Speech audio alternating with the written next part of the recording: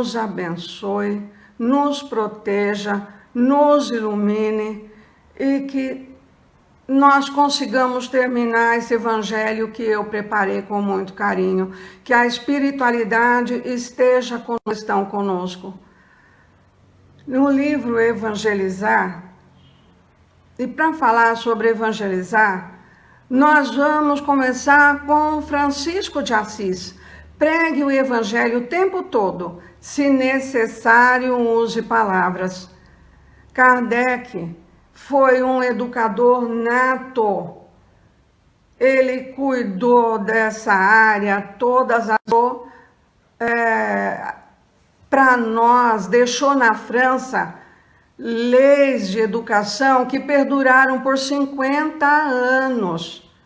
Então, a doutrina espírita que Kardec codificou, ele veio trazer para nós o melhor que recebeu da espírita. A doutrina espírita facilita a nossa compreensão quando afirma: espíritas, amai-vos, eis o primeiro mandamento. O primeiro ensinamento que vem da espiritualidade. Instruí-vos, eis o segundo. Então, nós vamos pregar o evangelho com o nosso exemplo, mostrando a cura que foi especial. E aí, o que nós vemos no evangelho? O amor é o sentimento essencial para o espírito crescer afinado com a sua inteligência. É o amor e a razão chamando nós para o estudo, para o trabalho, para as demonstrações de amor. Nós somos evangelizadores, mesmo que nós não sejamos escritores, que não sejamos oradores, porque a luz do Espiritismo veio para todos. Já não são só conhecimentos para os iniciados, como era no passado. Estudando muito, nós vamos compreendendo a grande verdade que a doutrina espírita abriu esse leque para nós. Não é só para os iniciados, como era antigamente. Nossas ações falam muito alto. Hoje em dia, as lives estão fazendo maior sucesso, né? Mas são as nossas ações, o nosso comprometimento a cumprir com o nosso dever, buscar essa fé em nós, de tudo que nós somos. Temos que falar de maneira edificante, levando alegria e esperanças a outro ser humano. No capítulo 6, o Cristo Consolador, o Espírito de Verdade nos ensina a melhor maneira de usar o verbo, a importância de ensinar para dissipar a preocupação, acender a luz, porque a sombra fica intimidada pela luz. A luz estimula a nossa vontade de conhecer a fundo o Evangelho. E esse conhecimento que faz toda a diferença em nossas vidas, né? Porque a sabedoria que nós vamos adquirindo, ela é calma, ela é operosa, ela é humilde, ela é confiante. Falar com o coração, com confiança, com simplicidade, com piedade. O capítulo 6 do Evangelho, o Espírito de Verdade, ele fala: eu venho ensinar e consolar os pobres deserdados. Venho lhes dizer que elevem sua resignação à altura de suas provas, que chorem, pois a dor foi, mas que esperem, pois os anjos consoladores virão enxugar as suas lágrimas. Eu, o divino jardineiro, cultivo-as no silêncio de vossos pensamentos. Esse capítulo 6 é maravilhoso. Então, o que nós estamos vendo?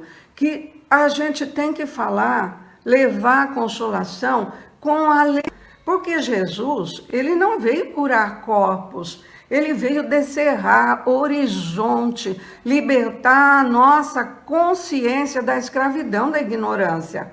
Ele veio nos trazer a compreensão da grande verdade. Ele trouxe para nós a boa nova. Evangelho quer dizer boa nova. E aí a Elza está dizendo aqui, não é? A ouvir. O primeiro ouvido que escuta é da boca que fala. Então é isso que nós temos que ter essa consciência, né?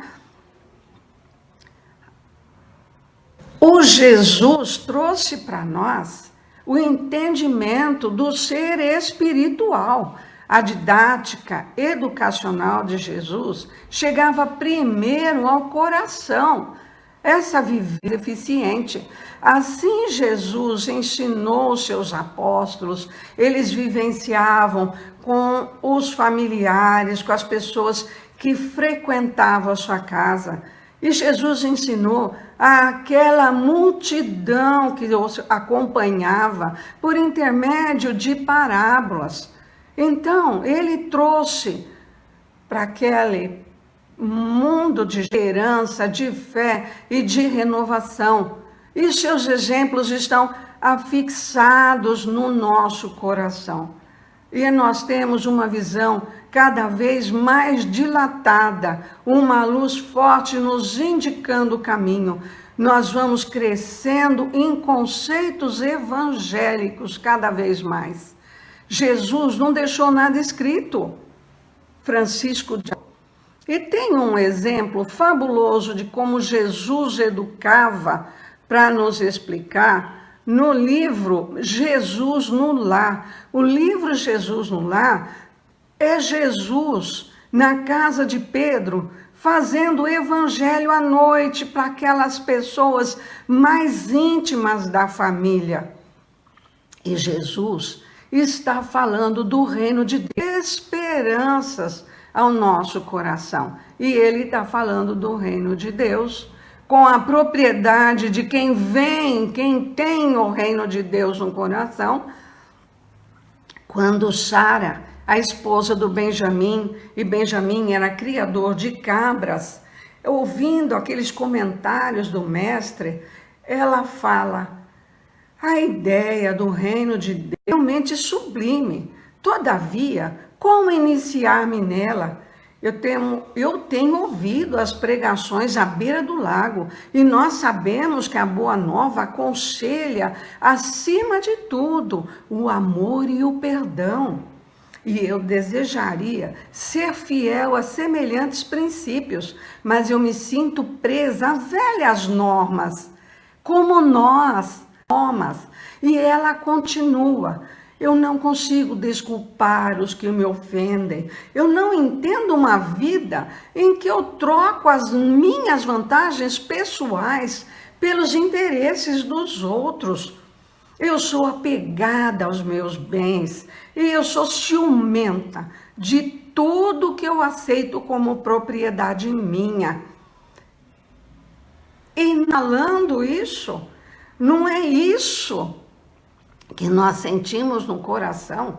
O Emmanuel fala que o interesse pessoal é a coisa mais difícil da gente ultrapassar, porque nós estamos na lei de Gerson. Eu quero levar vantagem em tudo. Então ela está dizendo, na verdade, o que ela está dizendo que ela tem no coração? Que ela não entende uma vida em que ela está trocando as vantagens dela. Então, ela está dizendo que falta força de vontade, não é? Falta fé e força de vontade. E ela tinha um sorriso tão desapontado no rosto.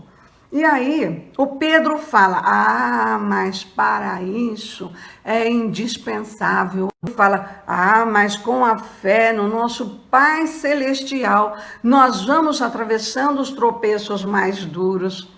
E espírita, eu falo para você, isso não é ser redundante.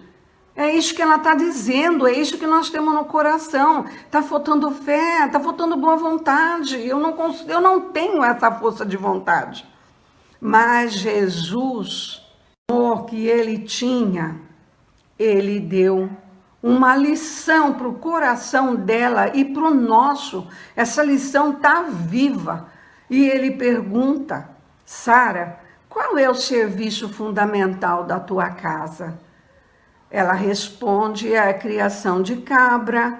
E ele fala: e como você procede para conservar o leite inalterado para aquele doméstico?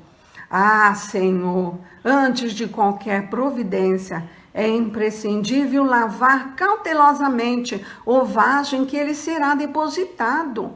Se qualquer detrito ficar na ânfora, em breve todo o leite se toca de franco azedume, já não vai servir para os serviços mais delicados. Nós já sabemos até onde Jesus vai. Ela, pois é, assim é a revelação celeste no coração humano. Se nós não purificamos o vaso da alma, o conhecimento, embora seja superior, se confunde com as sujidades do nosso íntimo, vai se degenerando, reduzindo o benefício que nós poderíamos recolher. Ele fala, Moisés e os profetas, eles já foram valorosos portadores do povo, das mensagens divinas, mas os descendentes do povo escolhido não purificaram o coração para receber essas verdades. É por isso que os nossos contemporâneos são justos, injustos, crentes ao mesmo tempo. Olha a verdade que ele trouxe. O leite puro dos esclarecimentos elevados penetra o coração como alimento novo, mas se mistura com a ferrugem do egoísmo velho. Então, do serviço renovador da alma, vai restar o vinagre da incompreensão, adiando o trabalho efetivo. Essa verdade calou tão fundo que ninguém dos presentes teve coragem de falar mais alguma coisa, porque foram todos refletir nessa profundidade que Jesus deu. É isso que ele está falando para nós. Nós temos que limpar o nosso coração. E Jesus se aproxima. Sara, o orvalho num lírio alvo é diamante celeste, mas na poeira da estrada é gota lamacenta. E eu falo para vocês. Um coração puro que chega no Evangelho,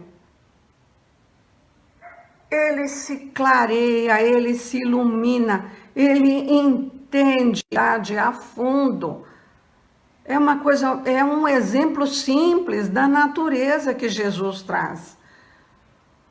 Mas nós somos, o nosso coração sujo, no nosso coração sujo, essa verdade se transforma numa gota lamacenta, se mistura com as sujeiras do coração. Então, Jesus e consolação aos que o cercavam. E essa é a melhor didática para clarear o nosso coração. E nós temos um exemplo muito forte disso, do Gesiel quando chega doente na casa do caminho. Ele chegou com o coração limpo e ele estava doente e teve a ajuda de Pedro, que tanto o ajudou, cuidou dele, como cuidava na casa dos caminhos de todos os doentes que chegavam, todos necessitados. E no auge da febre, o Gesiel recitava o livro de Isaías. E Pedro começou a prestar atenção. Quem será esse moço tão jovem, com tanto conhecimento? Então, Pedro começa a se familiarizar com Gesiel. E Gesiel, quando ele começa a ficar curado, ele tem uma conversa com o Pedro. Ele expõe tudo o que aconteceu com ele até aquele momento. E Pedro fala, eu noto que você tem muito conhecimento do livro de Isaías, né? Porque foi o profeta que mais trouxe a vinda do nosso Salvador. E Pedro fala para ele, mas o nosso Salvador já esteve aqui. E ele fala, nossa Pedro, então me leve lá, eu quero conhecê-lo. E ele fica encantado, eu já estou curado, me leva lá, né? Mas aí o Pedro passa para ele, nosso mestre, e aí ele entrega a ele os primeiros escritos de Mateus, porque Mateus é o evangelho mais didático que tem, porque Mateus já foi escrevendo tudo que ele via, tudo que ele ouvia, né? Tudo que ele esteve junto com Jesus, ele já ia transcrevendo. E depois de um tempo, ele muda de nome para Estevão, a pedido do Salvador dele lá no navio, ele muda de nome para Estevão. E ele fala, Pedro, eu posso te ajudar, porque eu não tenho eira e nem beira, eu não sei da minha irmã, mas eu posso te ajudar a cuidar de tantos enfermos que chegam. E Pedro acata isso, a trabalhar, a ajudar, a cuidar daquelas pessoas. E depois de um tempo, ele que já tinha um coração limpo, ele recebeu aqueles escritos do Mateus e aquelas conversas que ele tinha. Ele, depois de um tempo, ele começa a falar com Pedro. Pedro, nós curamos essas pessoas, mas ela, para esses enfermos, que é Jesus que cura. Então, Pedro aceitou, brilhante a ideia dele, porque é Jesus que cura até hoje. O trabalho é de Jesus. Então eles começaram a conversar com aqueles enfermos, a falar de Jesus, a dizer, Jesus falava, tua fé mais, para que não te suceda coisa pior. Quando ele cura a menina que estava indo para o enterro já do corpo, que todos achavam que ela já tinha morrido, né? Jesus fala para ela, Talita cumi, levanta-te e anda. E eles começam a falar isso. Nós levamos o conhecimento como pão do Espírito. O Pai Nosso ensinado por Jesus, ele fala, o pão nosso de cada dia nos dai hoje. É o pão físico e o pão espiritual. Nós precisamos levar Jesus para essa multidão de pessoas, ceder essas verdades eternas, de palavras de vida eterna, né? E é o alimento da alma. Então, quem está ensinando está num processo intensivo de aprendizado. E nesse processo de aprendizagem, nós vamos nos iluminando e iluminando as consciências que estão à nossa volta. Estudar e vivenciar o Evangelho na nossa vida, iluminando o nosso próprio coração.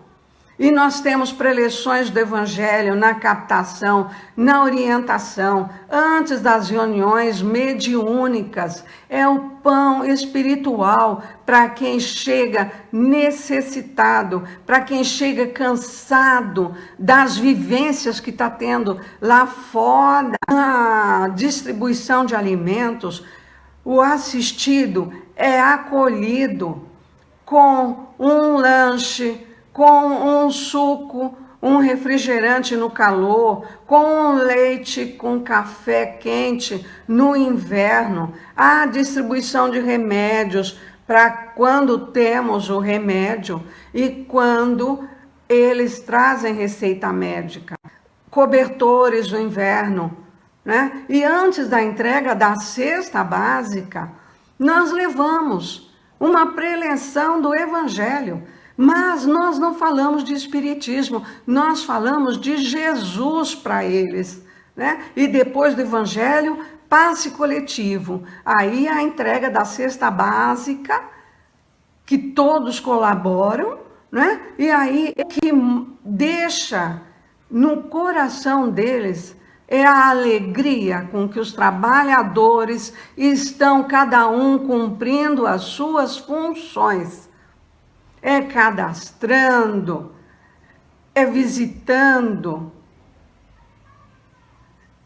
é a montagem da cesta, a distribuição e todo o cuidado nesse acolhimento que está falando o Evangelho. Foi Paulo de Tarso. Ele escreveu as cartas do Evangelho inspirado por Jesus para aquelas igrejas nascentes, mas o que a fizeram importantes, e elas existiram ao tempo, e hoje quantos espíritas não estão estudando essas cartas do Evangelho? Foi a sua vivência, o amor teu, a sua postura que fizeram dele, né? Mas de Pedro, do Estevão, dos apóstolos, de Mateus, do Tiago, o Barnabé, foram as posturas deles diante da vida, a aceitação do sacrifício que eles levaram o Evangelho,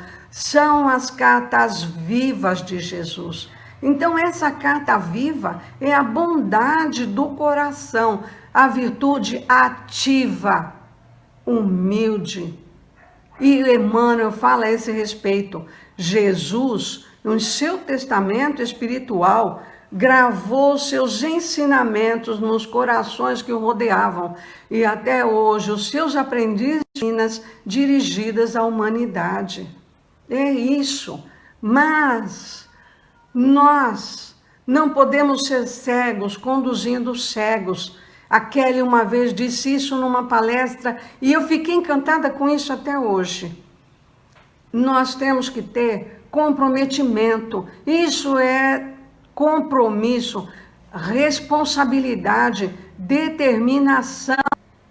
No comprometimento, o Emmanuel fala a condição absoluta, a lei soberana, é esse programa individual de trabalho da alma no aprimoramento de si mesma. Porque os cooperadores não nascem prontos, eles não nascem feitos, nem Jesus teve.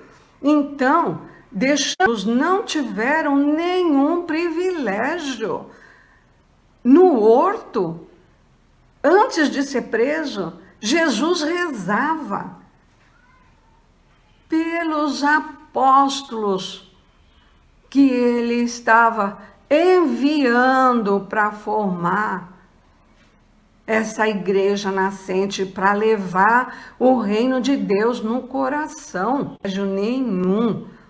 Simão Pedro negou Jesus 3 vezes, mas ele ganhou fortaleza cada vez que ele sentia que o coração dele ia esmorecer, porque a tarefa estava muito difícil. Ele lembrava de ter negado Jesus, aquele espinho no coração, ele falava, eu tenho que continuar. Tomé adquiriu confiança depois de tanto sofrimento, depois de tanta dúvida. É horrível você não saber que caminho escolher. E ele duvidava de tudo. O Tomé, eu só acredito vendo. Né? Um dia ele viu Jesus no coração e ele começou a confiar. E quantas encarnações, quanto sofrimento ele não teve. Nós vemos em vários livros, né? O amor jamais te esquece. Esse é um livro que mostra as primeiras encarnações de Judas. E ele entendeu, ele compreendeu as lições do Evangelho a preço de muitas lágrimas. Paulo de Tarso, um campo adverso para trabalhar no serviço da Boa Nova. E Jesus modelou a todos com serenidade, com muito amor, esculpindo em cada um a fidelidade até o sacrifício.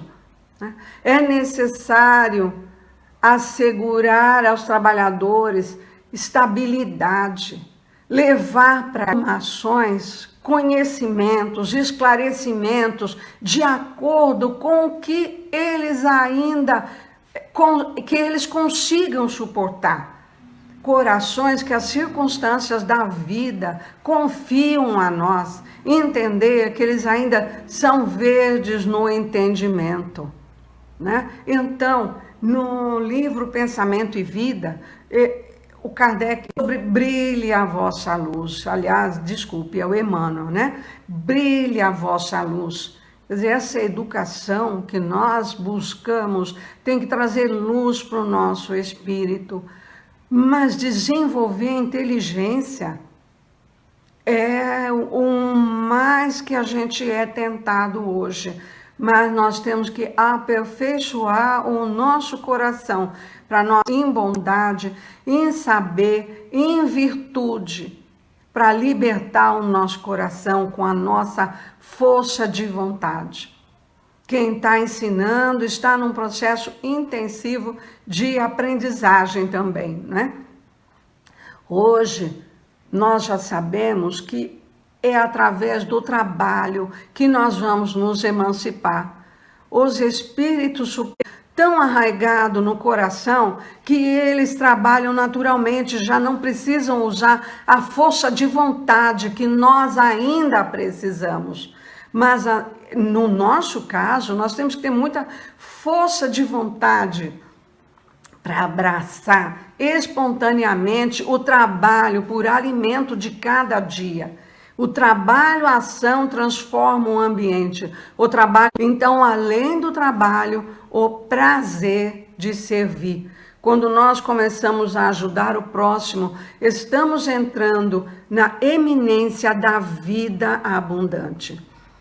Nós temos que ter fé. A fé é uma força que nasce com a própria alma, a certeza instintiva na sabedoria de Deus, que é a sabedoria da própria, em todos os seres, ela vibra em todas as coisas. Mas a fé é praticamente um caminho, é o nosso estreitamento de relação com Jesus, quando nós vamos nos afinando com o pensamento do Cristo. A fé é um caminho, nós vamos imantando o nosso coração a Jesus e imantando os corações. Porque Paulo diz: quem está em Cristo, nova criatura é. Compreender o nosso dever sem desprezar a disciplina, a nossa responsabilidade. Nós sabemos qual é a nossa responsabilidade e nós a cumprimos. Então nós estamos cumprindo com o dever. É ensinar, Jesus trouxe para nós, iluminar a consciência, porque a gente fala em luz. A luz é vida em comunhão com o Evangelho. Ninguém dá o que não tem em si. Jesus falava com propriedade. Nós temos que ter esse conhecimento e essa vivência para falar com essa propriedade, né? Amizade, compreensão. O criei e não com manjar, porque ainda não podíeis e nem agora ainda podeis.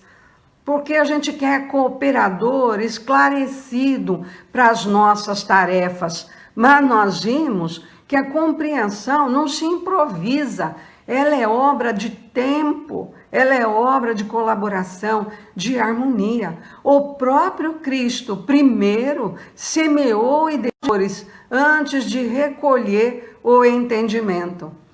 E Paulo de Tarso, ele nos fornece essa lição numa carta aos Coríntios, dizendo que ele criara os discípulos dele em Corinto com a fé viva, com verdades simples e puras. Ele conquistou a confiança e a estima não exibindo cultura, não impondo princípios, mas orando e servindo, trabalhando e amando. Foram as vivências dele. Essa é a ciência de cultivar a amizade e construir o entendimento, porque no campo não será possível colher sem semear. É isso que nós temos que fazer. Exibir a nossa cura, mostrar a nossa renovação, para se habilitar a cooperar na renovação espiritual dos outros. Isso é importante, viu? No prefácio do livro A Boa Nova, não quero ser um espírito esclarecido como eu era na terra. Eu quero me tornar um espírito evangelizado. É isso que nós temos que buscar em nós. É isso que Humberto de Campos já reconheceu quando ele chegou lá na espiritualidade, convivendo com pessoas evangelizadas. E eu falo para vocês, nós já conhecemos tanto da doutrina espírita, mas nós temos pessoas à nossa volta que já construíram essa bondade no coração. Né? É um estímulo para nós. E a Cora Coralina, ela fala, feliz aquele que transfere o que sabe e aprende o que ensina.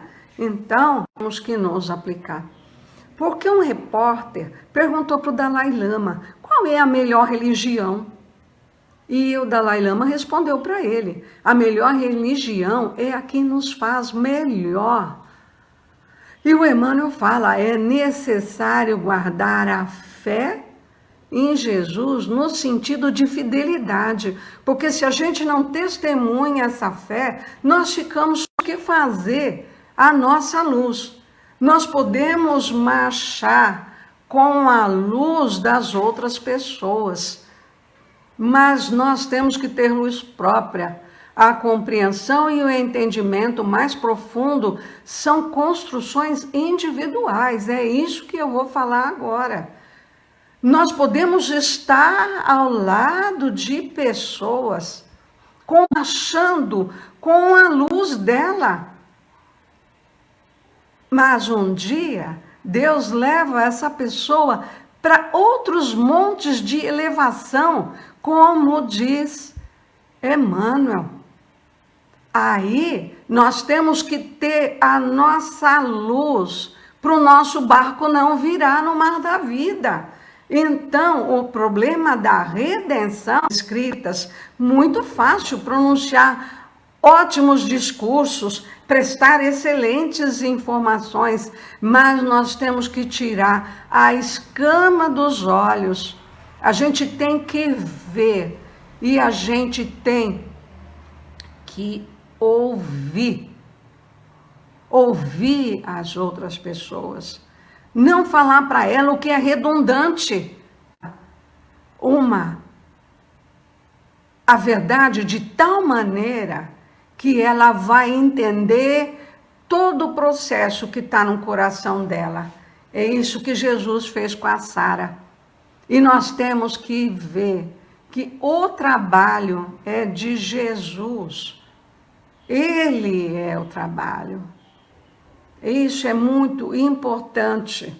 A básica é de luz própria, de esclarecimento íntimo, como disse o Marquinho, de autoeducação, de conversão substancial do eu ao reino de Deus.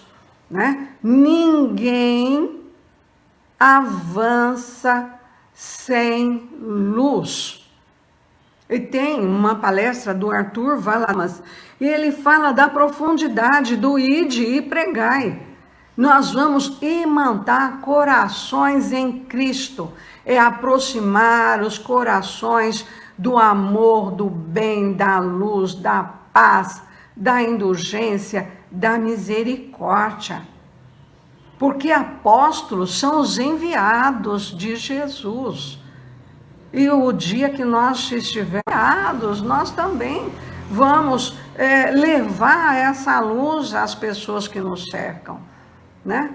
Ah, Malu, evangelizar é transmitir amor. Exatamente, e a gente só transmite se tiver no coração. Porque quando nós chegarmos na espiritualidade, ninguém vai perguntar o que você fez.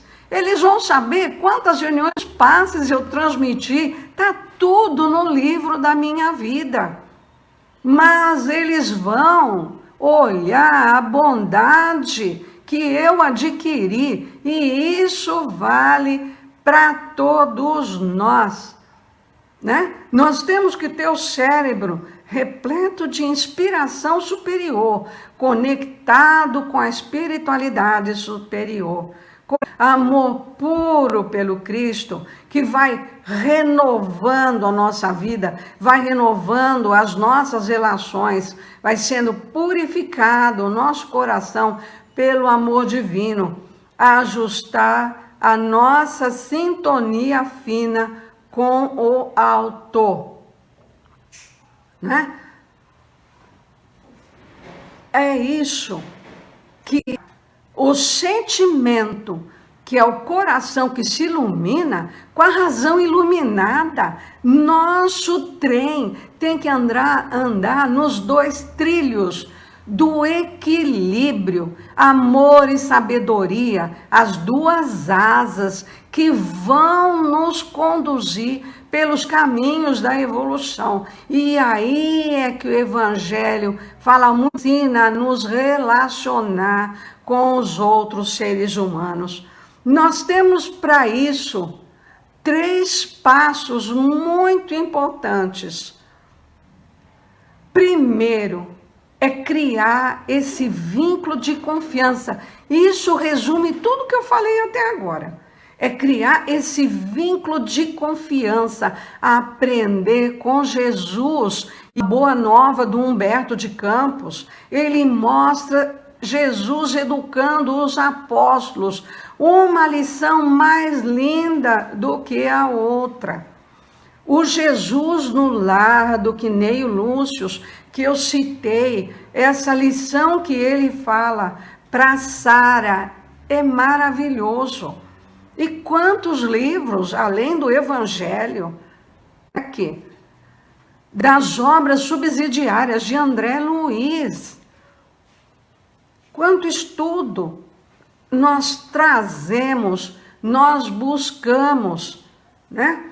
Outra coisa, o segundo passo é quando há a aferição de testemunho nos desafios e lutas que nós enfrentamos. Isso é aceitar as nossas experiências difíceis. É na tempestade que nós crescemos em experiência, que se consolida a nossa fé nos nossos momentos de testemunho, na resiliência que nós demonstramos. E aí eu fui buscar Guimarães Rosa, porque eu passei a semana com Guimarães Rosa na minha cabeça. A vida é assim, esquenta, esfria, aperta e daí afrouxa, sossega e depois desinquieta. O que a vida quer da gente é coragem. É isso. Então, posso confessar para vocês, vocês não vão ficar surpresos, mas quem provonhos é Deus. São os filhos de Deus altamente gabaritados. As nossas dificuldades não vêm de maus espíritos. As nossas dificuldades vêm de Deus, é o nosso momento de aferição.